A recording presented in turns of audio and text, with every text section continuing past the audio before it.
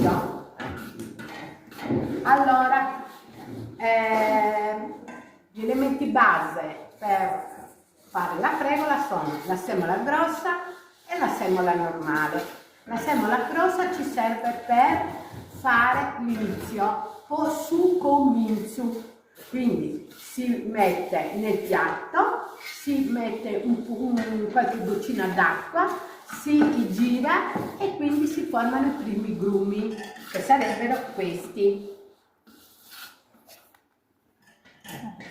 Si utilizza questa per 3-4 volte. Dopo, a 3-4 volte raggiunta questa consistenza, si procede con la semola normale. E allora, con lo stesso procedimento, si usa la semola normale e si va avanti. I grumi diventano palline sempre più grosse e si raggiunge la consistenza desiderata dopo. Ci chiedono tutti quanto, e dopo un'oretta di lavoro però fai una bella quantità di fregola per una famiglia, per un pranzo per esempio, capito? E così.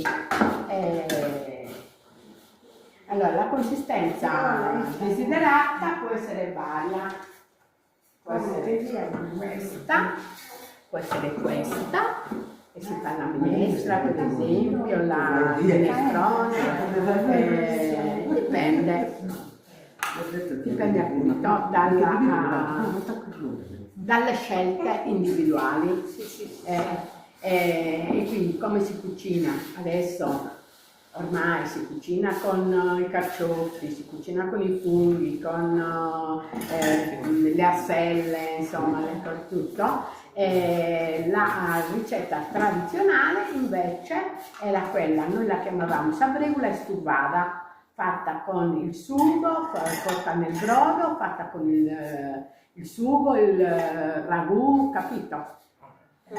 Condita.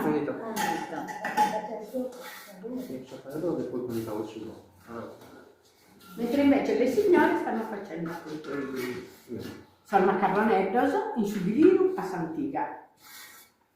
Ma non da latte. Non si lo fa niente brusco, non fa niente brusi?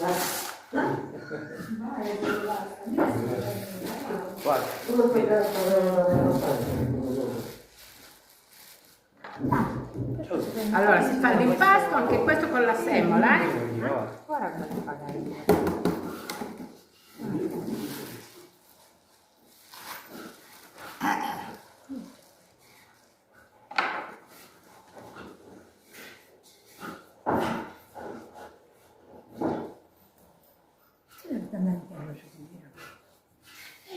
cosa bella bello, ma sai io sicuro, non ha bisogno di urne, no? No. La tiro dai panni, no? Perché domani mattina ne fanno ogni cosa.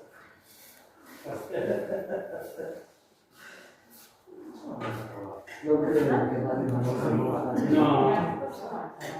Però se fanno gara. le sardine no.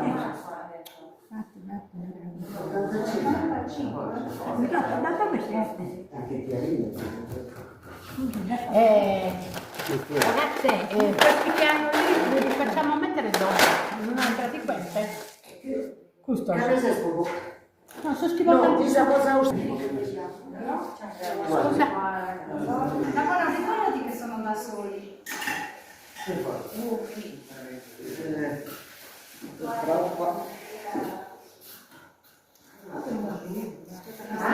No, no, vedi la scala, poi. No, lo facciamo lavorare.